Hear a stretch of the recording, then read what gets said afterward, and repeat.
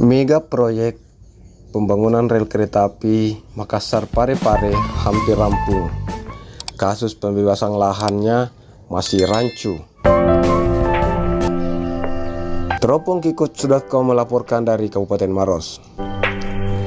Sekelompok masyarakat berkumpul di Desa Marumpa, Kecamatan Marusu, Kabupaten Maros, Sulawesi Selatan, Senin, tanggal 6 bulan Juni 2022.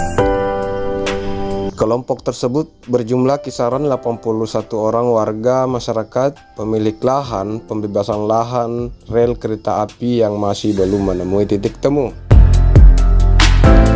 Didampingi oleh tim pengacara, mereka berkumpul untuk menyampaikan keluh kesahnya selama menjalani proses mediasi. Meski pengerjaan mega proyek itu sudah hampir rampung, sejumlah pemilik lahan tetap mempersoalkan proses pembebasan lahan termasuk harga ganti rugi. Kuasa hukum 81 orang pemilik lahan, Sudirman, menyebutkan kliennya sama sekali tidak punya niat menghalangi proyek nasional itu. Namun, sejumlah oknum dari berbagai institusi telah bermain dan sengaja merugikan pemilik lahan. Perlu digarisbawahi, kalau kami tidak pernah berniat menghalangi proyek itu. Namun, cara mereka memperlakukan rakyat sama sekali tidak dibenarkan, baik secara kemanusiaan maupun aturan perundang-undangan, kata Sudirman. Sudirman juga melanjutkan, selama 3 bulan melakukan verifikasi dokumen di lapangan, ditemukan banyak hal yang menyimpang, termasuk dugaan markup anggaran pembebasan lahan yang merugikan negara. Ia mencontohkan salah satu temuan mereka di lapangan, di mana ada bidang tanah yang dibebaskan hanya kurang dari 30 cm, namun dihargai 400 juta rupiah. Wow. Belum lagi ada beberapa nama yang tidak memiliki lahan namun masuk terdata sebagai penerima hak. Ada banyak keroncong yang kami temukan selama ini. Permasalahannya karena mulai dari pendataan bidang tanah hingga proses penyelesaian di pengadilan tidak dilakukan secara benar sesuai aturan lanjutnya. Sejauh ini, kata dia, sejumlah pemilik lahan dampingannya belum mau mengambil uang ganti rugi yang dititipkan ke pengadilan. Selain karena merasa tidak adil dan jauh dari harga pantas, proses awal pembebasan lahan itu juga dituding bermasalah. Iya, tidak ada yang mau ambil. Lagi pula juga banyak yang sudah mau terima, tapi uangnya malah tidak ada di pengadilan.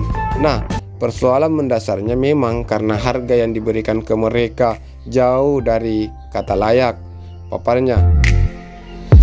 Meski saat ini upaya hukum pemilik lahan telah tertutup, mereka mengaku akan terus berupaya membuktikan adanya tindakan melawan hukum yang dilakukan pemangku kebijakan dalam proses pembebasan lahan itu. Mereka telah bersurat dan melaporkan ke sejumlah instansi, mulai dari Komisi Yudisial hingga ke Presiden Jokowi. Mereka berharap dengan adanya temuan pelanggaran hukum yang mereka dapatkan, pemerintah pusat bisa membuat tim investigasi. Kalau laporan dari mereka ke atas itu semua aman-aman saja, kita sudah bawa bukti sebaliknya. Kalau pembebasan lahan kereta itu banyak masalah dan harusnya segera dibentuk tim diinvestigasi, jelasnya. Selain itu, mereka juga mengancam akan membawa sejumlah bukti penyimpangan yang diduga merugikan negara ke Komisi Pemberantasan Korupsi (KPK) untuk dilakukan penyelidikan terkait isu markup dan salah bayar. Saat ini laporan kami masih di Bareskrim Polri.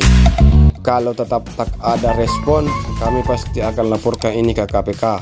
Karena jelas, semua proses yang dijalankan itu menggunakan anggaran negara. Kami juga akan ke Komisi 3 DPR, ungkapnya.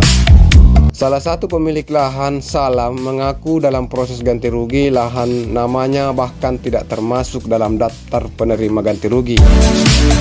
Dalam proses ganti rugi, saya tidak pernah dipanggil, padahal lahan tersebut adalah milik saya, dibuktikan dengan rincik dan juga sertifikat, ujarnya. Hingga berita ini diturunkan, pihak Balai Perkeretaapian Sulawesi Selatan melalui humasnya Laurentius yang dihubungi melalui pesan singkat dan telepon belum memberikan keterangan. Dilansir dari media terpercaya.